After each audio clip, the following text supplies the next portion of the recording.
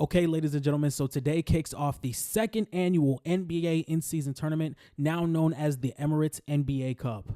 And last season, the very first NBA in-season tournament was a wild success. A lot of the fans loved it. A lot of the players loved it. It is specifically made for the playoff atmosphere that is usually around the summertime, brought into the wintertime during the months of November and December, and the winners get a $500,000 bonus to every single player on the team. So as you guys know by the title and the thumbnail, we will be predicting the Emirates NBA Cup game by game. We're going to be doing the seeding, why I think these teams will win, all that in the third. We're going to be predicting all of it. So let's get into the rules. So just to let you guys know, this is going to be something that a lot of people may not agree with, and that's perfectly fine because I believe in the NBA, it's a lot harder to predict one game than it would be to be a 7-game series. So in this video, you're not always going to see the better team win. Some of the things that I looked at in this video is how easy and consistent your offense can be for a one-game scenario. So, for example, I kind of didn't lead towards the teams that shoot a lot of threes because it is kind of likely that you are going to have a shooting slump, and it's teams like that that may have the 7-game series because they get up more three-pointers more regularly and they have a high free throw percentage. But I don't hold that as high for a one-game scenario because there could be one game where one player shoots 1 for 9 from 3 and the whole team just shoots under 30% from 3. And now if you live off of that scenario or if you live off of that play style, you might not have the best chance of winning. I also took injuries into account of this. I will have a list of notable injuries that we are going to read off further into this video. So I have a quick gauge of when players are returning and why teams are going to win with said player being out or said player being in. So without further ado, let's get into the video. Okay, so I'm going to read off every single notable injury that I saw on the injury report per NBA.com. I believe it was NBA.com or ESPN.com. I'm going to have a graphic on the screen that should be right now as I read them off. So the notable injuries are Aaron Gordon for the Denver Nuggets. He should be returning December 1st. Asor Thompson, I believe, was cleared to play today. So that November 15th does not matter anymore. Kawhi Leonard should be out till December 1st. Predicting he probably won't play the last NBA Cup game. I don't think they want to risk the injury. Ja Morant is out until November 17th. Zion Williamson will be out until November 25th. DeJounte Murray will also be out until November 25th. CJ McCollum will be out until November 16th. Herb Jones will be out until November 16th. Isaiah Hartenstein will be out until December 3rd. Paolo Banchero will be out until December 8th. By the way, these might be guys that are reevaluated or these guys might be ready to play that day. So who knows if Isaiah Hartenstein isn't getting reevaluated until December 3rd or if he will be playing again until December 3rd.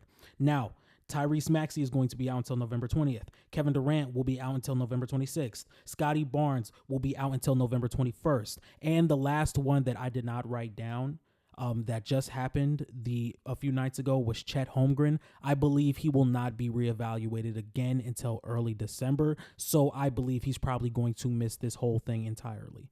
Now that the notable injuries are out the way, I was going to take this day by day because exactly the play-in days this season are Tuesday, November 12th, Friday, November 15th, Tuesday, November 19th, Friday, November 22nd, Tuesday, November 26th, Friday, November 29th. We also have Tuesday, December 3rd, and then we will also get into the knockout rounds.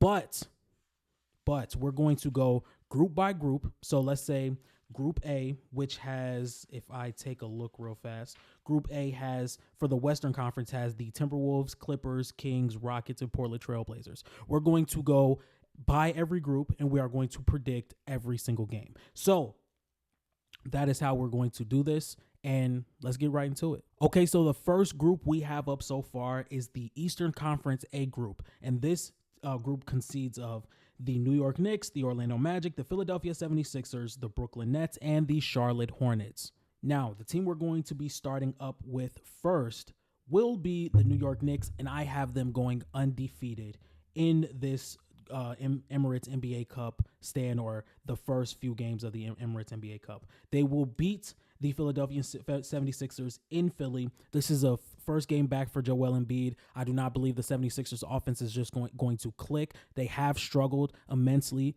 Tyrese Maxey is now out, and Paul George is playing all right. He hasn't been playing amazing, and you're going to be leaning a lot on guys like Cody Martin, Kelly Oubre, Kyle Lowry, Jared McCain, and I just don't think that is going to work in Joel Embiid's first game back against a team like New York. Up next, I have the Brooklyn Nets. Once again, I think the New York Knicks are extremely more talented than the Brooklyn Nets, and I think they come away with this game. The Charlotte Hornets is probably the toughest game I would give them because LaMelo Ball is going to give them a lot of issues. I think Brandon Miller can give them a lot of issues as well. But once again, the talent gap and a one-game scenario, I believe that the New York Knicks are going to win this game. And I also believe that the Charlotte Hornets do not have either one of their rotational bigs, the guys that get the most minutes in Nick Richards and Mark Williams. So I think that is going to be an issue for them as well. In Orlando, without Paolo Banchero, is probably the worst offense in the league. So I believe the New York Knicks will be able to win all 4 of these games. The very next team I have is the Orlando Magic, and with Paolo Banchero being out for this entire NBA Cup, I believe they're going to go 1-3. And I think the only win they're going to have is Friday, November 29th against the Brooklyn Nets in Brooklyn. I believe the Magic defense is still going to be very good. I believe that defense is going to still be very good. But outside of the Brooklyn Nets, I still think these offenses that they're going to have to go against, their defense isn't going to be just a big dominance to where they could beat the 76ers or beat the Knicks in New York or even beat the Charlotte Hornets. I believe that they will go 1-3. I believe they will beat the Brooklyn Nets, but that is the best I could give them. Up next, I have the Philadelphia 76ers, and after this Knicks game, I think they're going to go on a roll. Once again, this Magic offense is probably going to be the worst in the league without Paolo Banchero. Up next, I just think there's an extremely big talent gap between the 76ers and the Brooklyn Nets. They may make it interesting due to the amount of role players who are going to have to carry a heavier load for the Philadelphia 76ers, same with the Charlotte Hornets. But once again, I think there's just a talent gap. And by that time, I think the 76ers will have things figured out with Joel Embiid again. So I'm going to give the Philadelphia 76ers 3-1. Up next, I have the Brooklyn Nets going 0-4. I think this is the time where we're going to start seeing them start to lose some games. They're 5-6 right now, or 6-5, either one. I still believe that there's going to be a point where the 10-game losing streak is going to start, and I think it starts here. I'm not gonna lie. There are some pretty tough games in this Emirates Cup schedule for them, and I believe that they're going to lose all 4 of these games. Up next, I have the Charlotte Hornets going 2-2 with LaMelo looking like a top 20 player in the NBA and maybe even a top 10 point guard this season. I think his offensive punch against teams like the Magic and the Nets, they just may not be able to keep up with. And on top of that, Brandon Miller and LaMelo Ball look like they are looking better together every single day. So I think the Charlotte Hornets are going to go 2-2 in this Emirates NBA Cup standoff. So if we take a look for the Eastern Conference Group A, the first seed in this division will be the New York Knicks at 4-0. The second seed in these standings will be the Philadelphia 76ers at 3-1. At number 3 will be the Charlotte Hornets at 2-2. At number 4 will be the Orlando Magic at 1-3. And at number 5 will be the Brooklyn Nets at 0-2. Up next, we have the Eastern Conference Group B. And up next, I have the Milwaukee Bucks, who have struggled as of recently with Damian Lillard and Giannis Antetokounmpo. I think Damian Lillard and Giannis Antetokounmpo are starting to figure it out just a little bit. But once again, the team around them, especially without Chris Middleton, I believe. Yeah, so they still have Chris Middleton out. Other than that, I still have Milwaukee going 3-1 in this stretch that they have. In their first game, they have the Toronto Raptors, who are also significantly injured. I think they win this game. Their second game on Friday, November 22nd, they have the Indiana Pacers. I believe they lose this game. I think the Indiana Pacers are going to start on a roll, and I think it starts in the World Cup or the NBA Cup. And up next, they go to Miami. I believe that is a win. Jimmy Butler and Bam Adebayo have not looked good so far. Tyler Hero may give the Miami Heat a chance to win this game, but I'm going to go with Damian Lillard and Giannis Antetokounmpo. Yes, they have been struggling, but I believe that once they get a few wins, I think that is what's going to be the turning tide. Like if they would have beat the Celtics Sunday night, I believe that would have been the turntables of this season. And I think it takes just one time to get a good win this season, and they're going to find their way back into the win column. And against the Detroit Pistons, I believe the Pistons can make this interesting. I think they have improved on defense tremendously this season, but once again, the talent gap for the Milwaukee Bucks is just so significant. I believe the Bucks are going to take this game. Now the Indiana Pacers, who I believe is the best team in this division. And I said that to start the season. I believe that the Indiana Pacers are the best team in this group, and they start off against Miami Friday, November 15th. I think they win this game. I do not think Bam is going to punish them like you would want them to. I don't think Jimmy is going to punish this below average defense as much as you would want them to. I think I think Tyler Hero is going to be a problem for this Indiana Pacers team, but I love the punch of Benedict Mathurin for the Pacers off the bench. I still like Tyrese Halliburton. Pascal Siakam's going to have a great game. I'm going to take the Pacers in this game. Now, up next, the Pacers do have the Milwaukee Bucks, which we already spoke about. I have the Pacers beating the Milwaukee Bucks for the simple fact the Bucks are really old. I think they're number 2 in the worst transition defense in the league. The Pacers put all of their pride in transition. The Milwaukee Bucks are going to be able to get out and run, and that's just something I do not believe the Milwaukee Bucks can keep up with. Both of these teams' defenses are not what you would want it to be, but if it just comes down to a shootout, I believe that the Indiana Pacers have more pieces to kill you. They may not have the best pieces because we know that the Milwaukee Bucks have Dame and Giannis. Those are the 2 best pieces to go out there and give you 30 apiece. But I think the Indiana Pacers have more pieces to win a shootout against the Milwaukee Bucks. And they finish off their group with the Detroit Pistons and the Toronto Raptors. Once again, there's a huge size gap or talent gap with these teams. I'm going to take the Pacers winning both of those, finishing the Pacers with a 4-0 record. Up next, we have the Miami Heat, who are going to start in Detroit. This is a scary game. This is a scary game for Miami. The Detroit Pistons have been very solid defensively to start out the year. I just dropped my pen, y'all. My bad. Anyway, the Detroit Pistons have been really solid this season to start. I think Cade Cunningham has been playing well. I think Jalen Duren has been a little bit better defensively. It's tough, but I'm going to take Miami. One-game scenario. The Pistons still have a lot to learn. They're still not the greatest team. Ausar Thompson will be back. I think that's going to help. But I still have the Pacers winning this game, or the Heat winning this game. Up next, they go to Indiana. I already explained why the Miami Heat will lose this game. Then they have Milwaukee. I think Milwaukee, with their talent offensively, is going to be able to play the Miami Heat well. I think Milwaukee wins this game, and I think they win against Toronto. So I have the Miami Heat going 2-2. Lastly, with the Detroit Pistons and the Toronto Raptors, I'm going to run through this pretty quickly because outside of the Pistons for the Raptors and the Raptors for the Pistons, all 3 of these teams in the division, all the other 3 in these teams in this division, there is a significant talent gap. So 1-game scenario, I don't know if I love the Raptors. They have gotten a chance to let their other guys shine, like a Grady Dick, like a Jonathan Mogbo. There's a lot of players on this Raptors team that have improved, but I still don't think talent-wise they have enough to make some noise in this division. They're going to be last for me. I have them going 0-4, and then I have the Detroit Pistons going 1-3, beating the Toronto Raptors. Now, this group is really interesting, and there's a game going on Tuesday, November 19th, that a lot of people are going to be looking for. The Cleveland Cavaliers are going to be playing the Boston Celtics on November 19th, Tuesday, November 19th. The reigning champion Boston Celtics are going to be going up against the undefeated Cleveland Cavaliers at the time of this recording. And we're going to get to that in just a second.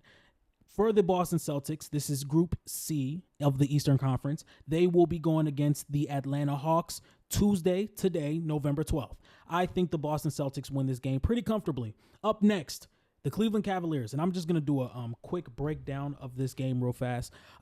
This is something that I believe is going to be very tricky. If the Boston Celtics are firing from all cylinders, Jason Tatum's knocking down his threes, Derek White, Jaylen Brown, Drew Holiday, Al Horford, then I see the Boston Celtics winning this game because I still think the Boston Celtics are the better team. Now, what makes the Cavs more scary is the transcendence of Evan Mobley, having Kenny Atkinson as your new head coach. But once again, there are just things that the Celtics do well that the Cavs are not going to be able to replicate. I don't think the Cavaliers have the 3-point volume to replicate what the Boston Celtics can do. Now, the Cleveland Cavaliers have been a top 3 offense this season. Donovan Mitchell is still liable to give you 35 a night. Darius Garland is liable to give you a 25-point performance. Evan Mobley can switch onto every player on the floor. Evan Mobley can guard every single player on the floor. Jared Allen has put up an all-star case over the past 2 seasons, and nobody is talking about it. I really like this Cavs team, and it's so funny.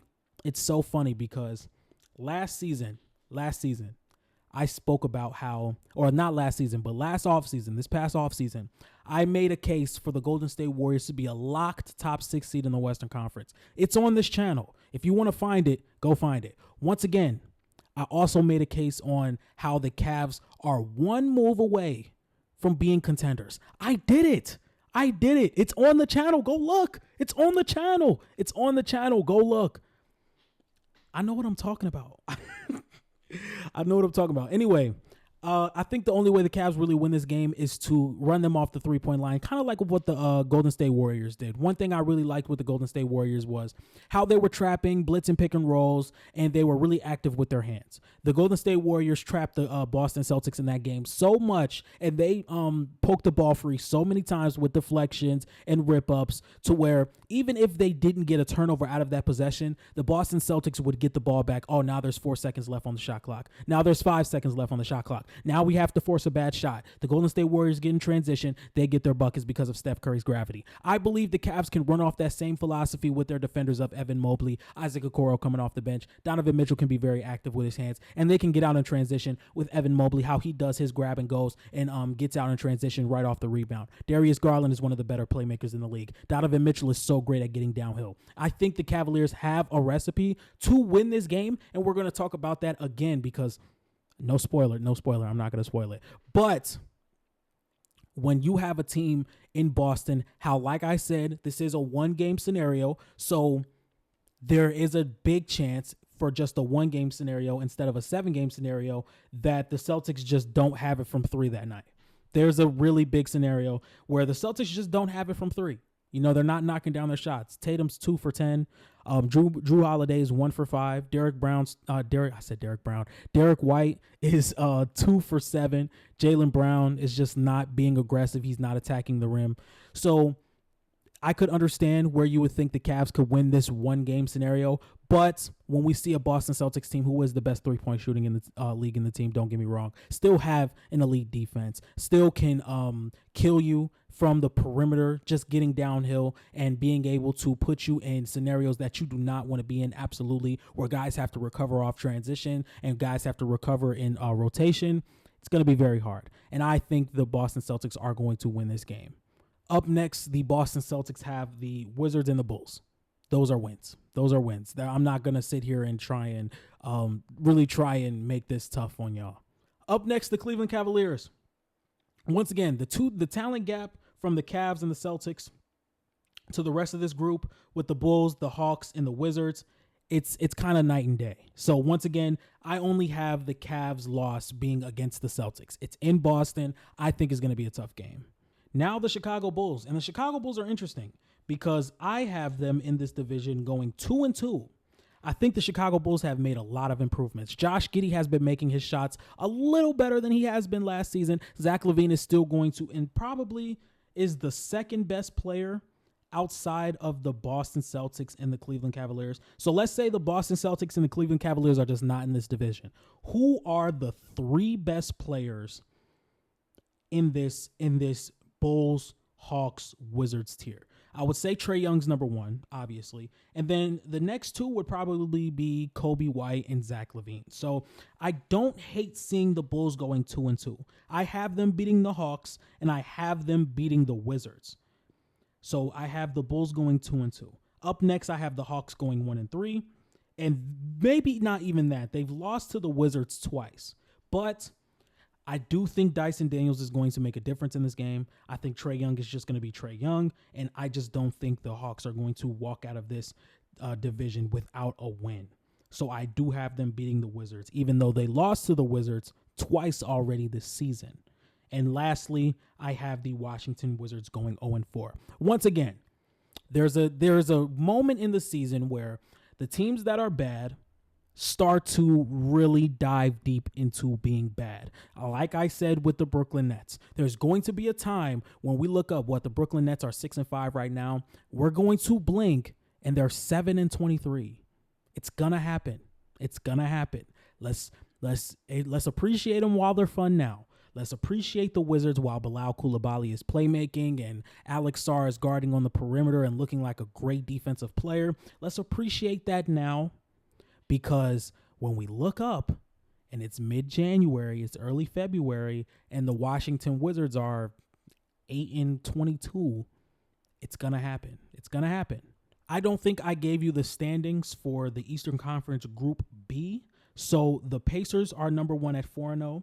The Milwaukee Bucks are 3-1. The Miami Heat are at the 3 spot at 2-2. The Detroit Pistons are at the 4 spot at 1-3. And the Toronto Raptors are at number 5 at 0-4. Up next for Eastern Conference Group C, the order is the Boston Celtics at Group 1 at seed 1. The Cleveland Cavaliers are at seed 2 at 3-1. The Chicago Bulls are at seed 3 at 2-2. The Atlanta Hawks are at seed 4 at 1-3, and the Washington Wizards are at seed 5 at 0-4. Now, the much tougher conference. This conference took me a while. There is a single group that does not have an undefeated team. There's a single group, and it's tough. There's some really tough divisions here. And we're about to break them down. So the very first group, the Western Conference Group A. This group consists of the Minnesota Timberwolves, the Los Angeles Clippers, the Sacramento Kings, the Houston Rockets, and the Portland Trail Blazers. I believe this is a very tough division outside of Portland. I think all 4 of these teams have weaknesses that can be exploited by the other team. I think Sacramento has a very tough time guarding around the rim with Domantas Sabonis in the game. I think he is terrible in the pick and roll, and I just don't think he is a defensive anchoring type of defender to where guys like Anthony Edwards, Jalen Green, Alperen Sengun, and James Harden in this group alone can take advantage of. So starting out with the Minnesota Timberwolves, I have them at Portland on November 12th, Tuesday, which is today. I have them beating the Portland Trail Blazers. And then I have them losing to the Sacramento Kings. And once again, I think the Sacramento Kings, I think they can generate offense a little bit better than the Minnesota Timberwolves can. And I think the problem that the Sacramento Kings have gotten into is just their late game scenarios where they just can't string together a stop. But I think DeMar DeRozan, De'Aaron Fox, and Domantas Sabonis, I think the scoring that they're going to be able to put forth, especially De'Aaron Fox and DeMar DeRozan and Malik Monk, I think there's a good chance that the Sacramento Kings win this game. Up next, I have the Houston Rockets. This is a team that is still young, is still very inexperienced, and I think the Minnesota Timberwolves have the defense to really shut down Jalen Green. And I don't think Jalen Green is going to make the offense or his life easier for himself. I don't think he's going to create a lot of advantages for the offense against this athletic Minnesota Timberwolves team. In a playoff scenario, I have the Minnesota Timberwolves winning this game. And then against the Clippers I think would have done a lot better in a different scenario or a different group, but I have the Minnesota Timberwolves winning this game as well. Up next, speaking of the Clippers, we have the Clippers here. I think the Clippers are less talented than the Rockets, the Kings, and the Timberwolves. That's why I have them losing all 3 of these games. Not going to lie. I think James Harden is going to have a great stretch of games throughout this period because I think there are some matchups that he would prefer. Outside of Minnesota, I believe he would prefer every other matchup.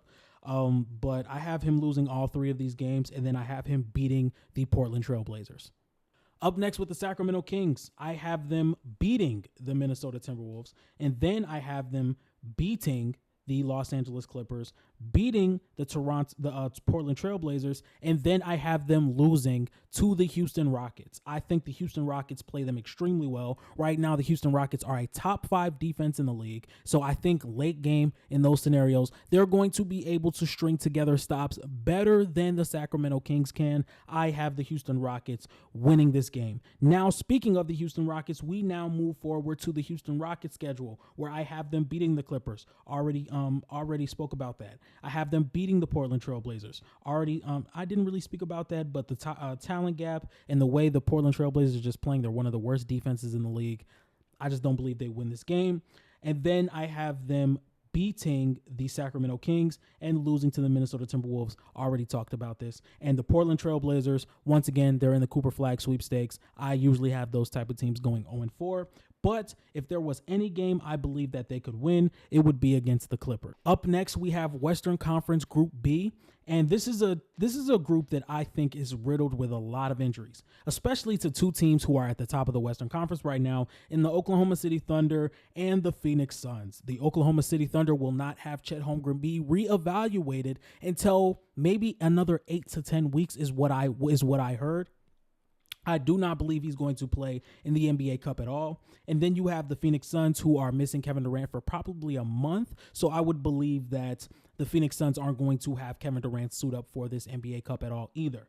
So that is what makes me lean towards the Los Angeles Lakers, just being able to win these games. But we are going to get we're going to get towards that a little later.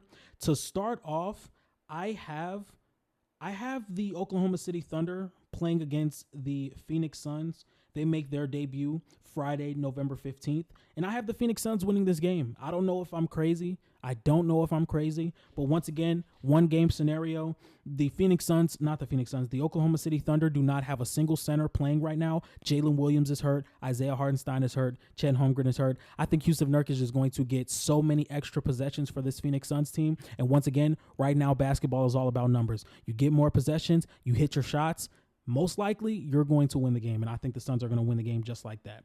Next, the Oklahoma City Thunder are going to go to San Antonio to play the San Antonio Spurs. If this was a team, if Wemby had that punishing back to the basket type of play style, I believe that the Spurs would have a better chance of winning this game. But with how inconsistent Wemby is with his back towards the basket, how inconsistent he is getting downhill with aggression and with physicality, how easy it is for guys to bump Wemby out of his spots, I think Lou Dort is going to have a hell of a time guarding Victor Wembanyama. I think he's going to do a great job on Victor Wembanyama. I have the Oklahoma City Thunder winning this game. Next, against the Los Angeles Lakers.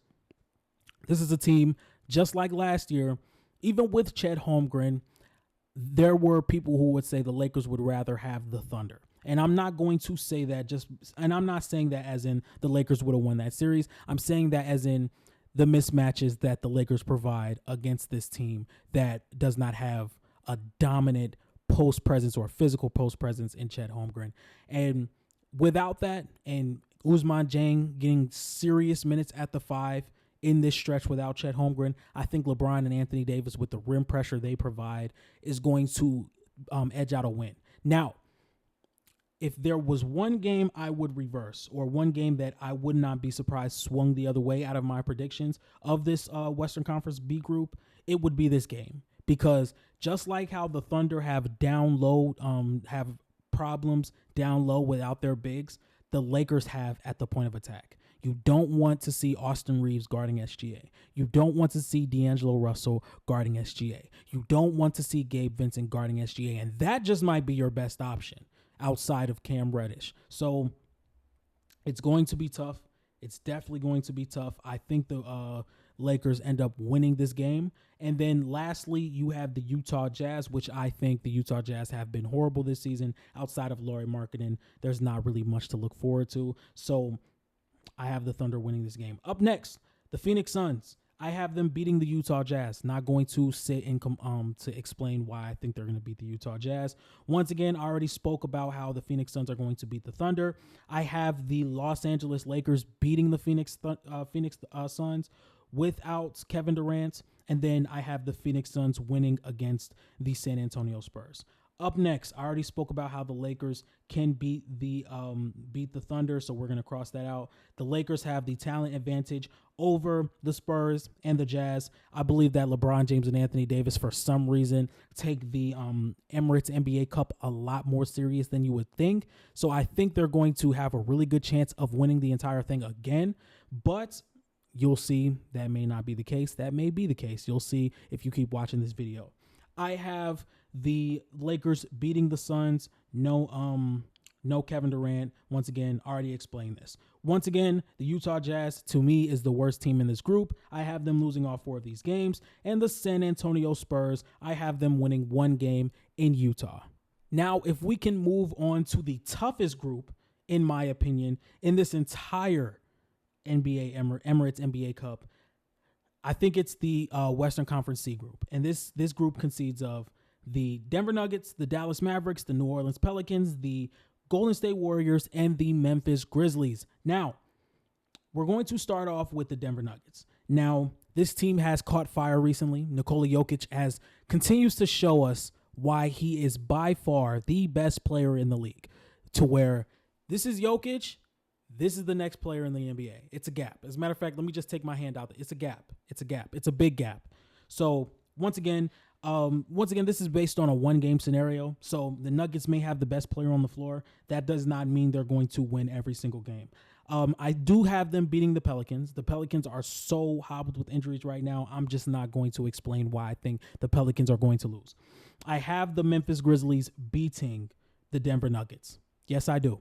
I think Ja Morant is going to put so much pressure on the rim. I think Zach Edey and Jaren Jackson are going to cause havoc in the paint and make things a lot harder for a cutting Christian Brown, for a cutting Russell Westbrook, for a cutting Aaron Gordon if he decides to return. If he returns by that time, I don't believe he returns at the time. But with the regression in shooting that the Denver Nuggets have had, and especially with their play off the bench, I believe that they are not going to beat the Memphis Grizzlies just in a 1-game scenario. Up next, they have the Dallas Mavericks. Once again, I think it's going to be harder for guys like Christian Brown, Russell Westbrook, and Peyton Watson to score with Daniel Gafford and Derek Lively being down there protecting the rim. I do think Nikola Jokic is going to have a hell of a game in all 4 of these games, but I just do not see a world where life is extremely easy for Christian Brown and Peyton Watson, and just how they have to finish around the rim with a fresh big in the game at all times, because we know Derek Lively and Daniel Gafford run in about 5 to 6 minute intervals on the floor at a time. Up next, I have the Denver Nuggets beating the Golden State Warriors. Now, the thing that I said about the Grizzlies and the Dallas Mavericks is something I do not believe the Golden State Warriors have. Draymond Green has taken a step back as a rim protector. I don't think Jackson Davis is going to really implode anything that the Nuggets are trying to do offensively, and Jokic is going to have a hell of a game. So I think the Denver Nuggets go 2-2. Up next, I have the Dallas Mavericks. We have not had a real Luka game yet, like I would believe we would have by this time, because he was my MVP pick. And right now it looks like it's going to be Jokic again. I'm not even gonna get distracted, but I think he's due. I think Luka is due to have a stretch where it's just like, oh my God, Luka is back. I think he's due, and I think the NBA Cup is where it starts. I think they beat the Golden State Warriors. I think they beat the New Orleans Pelicans. I think they beat the Denver Nuggets, and I think they beat the Memphis Grizzlies. I just think there's some problems that all these teams have against Dallas that you could see the Dallas Mavericks winning all of these games. I think the Golden State Warriors won't have enough to match the Dallas Mavericks. Klay Thompson is going back to Golden State. I think this is going to be a really good game from him. This game is going to be on tonight. I'm definitely going to watch, and may even give you guys a post-game reaction video, because that's something I have not been doing over the past couple of weeks. Really, just like the first week and a half of the season, I was doing it, and I'm like, gee, I gotta start going to bed earlier. I'm starting to be late for work. Anyway, I have the Dallas Mavericks beating New Orleans Pelicans. Not going to explain why, just because the Pelicans are riddled with injury. I already explained why I think the Dallas Mavericks are going to beat the Denver Nuggets. And I think against I don't think that Zach Edey is going to be able to really guard the pick and roll as well as you would want him to. I don't know how long Zach Edey would be on the floor against a Dallas Mavericks team like this with just how athletic their bigs are and how heavy pick and roll centric they are around Luka Doncic. Zach Edey is going to be put in every action. He's going to be put in absolutely every single action. Once again, the Pelicans are riddled with injury, so I have them going 0-4. The Golden State Warriors, I actually have going 2-2. I have them losing to the Dallas Mavericks. I have them losing to the Denver Nuggets.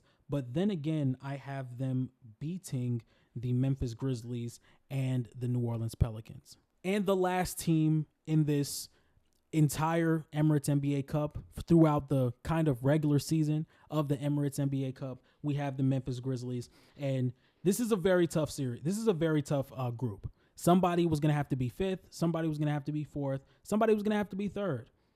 And that team is the Memphis Grizzlies. I have the Memphis Grizzlies going 1-3. And their only win is going to be against the New Orleans Pelicans. So now we will be getting into the standings and the knockout round prediction of the Emirates NBA Cup. And the seeding is basically predicated off of point differential, how you won, total points put up. And when I made these seeds, I thought about which teams would be putting up the most points and what teams have the tougher matchups in their group to where they may not be able to put up the most points. So that's how I made my standings based off of. And I'm also going to give you two teams that just missed the knockout round. So the knockout rounds have 4 teams in both conferences. And there is every team that won their group and the last wild card team that may have had the second best record and the second highest point differential out of the 3 teams in each conference. So here are my standings. For the Western Conference, I have the Dallas Mavericks sitting at number 1 at 4-0. These guys have the best record in their division, and I also believe that they probably would have the highest point differential out of all the teams that won their divisions. Up next, I have the Los Angeles Lakers. I think the Los Angeles Lakers are going to steamroll their group just due to injuries. I believe if that group was fully healthy, the Los Angeles Lakers would have a lot tougher time trying to get out of this series. But you can only play who's in front of you. At number 3, I have the Minnesota Timberwolves. I believe their defense is going to make things very tough on them. But if we get a stinker from Julius Randle, if we get a stinker from Jaden McDaniels and he's not making his shots, we could see them falling to number 3 and not just having the point differential numbers that the Lakers or the Dallas Mavericks will be able to have. And at number 4, I believe the Sacramento Kings are going to have a higher point differential than my 5 and 6 seed, and that team is the Phoenix Suns at number 5 and the Houston Rockets at number 6. I think the Sacramento Kings are going to be able to generate a little bit more offense than any other team that's outside of the top 4. And for the Eastern Conference, I have the Boston Celtics sitting at number 1 at 4-0, the New York Knicks sitting at number 2 at 4-0, the Indiana Pacers sitting at number 3 at 4-0, and the Cavs sitting at the 4th seed at 3-1. I think the Cleveland Cavaliers also having a top 3 offense in the league and a top 10 defense in the league. I believe they're going to have the highest point differential out of the other teams that went 3-1, which is the Milwaukee Bucks and the Philadelphia 76ers. I think they're going to edge out some of these games due to their talent, but I do not think that their point differential is going to be as high as the Cleveland Cavaliers are, basically going off of the teams that they're going to be playing outside of the Boston Celtics in their group, which is the Chicago Bulls, the Washington Wizards, and the Atlanta Hawks. I think the Cleveland Cavaliers will be sitting at number 4.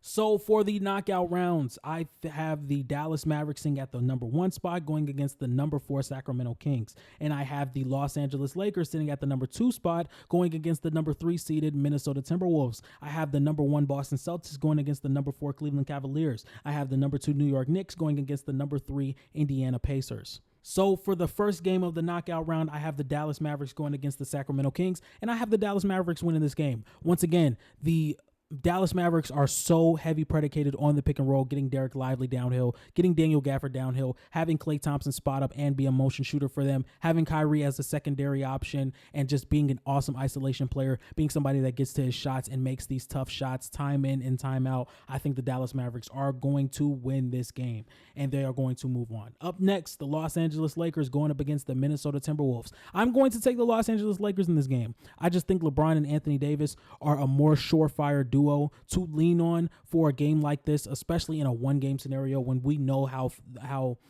important games like this are for the Lakers. Just those games to where you can kind of get a higher level of winning that they may not be able to get in the playoffs. I just believe the Lakers are going to really be able to lean on LeBron James and Anthony Davis in a one-game scenario. Up next, I have the Boston Celtics versus the Cleveland Cavaliers. So everything I said about the Boston Celtics may not be able to knock down their threes in one game, and I think the Cleveland Cavaliers can replicate what the Golden State Warriors did to get them to win that game. All of that's going to come to life because I have the Cleveland Cavaliers winning this game. I just don't think the Boston Celtics are going to go. I think this is 6 or 7 games straight in a Emirates NBA Cup to where they're just not going to have that night. And this is still the best team in the league in my eyes. This is still the best team in the league. But the thing is, it's a one-game scenario. I think the Boston Celtics are going to have a tough time, especially if this is going to be the second time the Cavs have played them. They've seen what the Celtics are able to do. They kind of got a gauge of what it was in the playoffs last year, but now they have a fully healthy Donovan Mitchell. Darius Garland is playing a lot better, and I think in this situation, the Cleveland Cavaliers will be able to beat the Boston Celtics. Now, the last game I have, the New York Knicks versus the Indiana Pacers. I have the Pacers winning this game.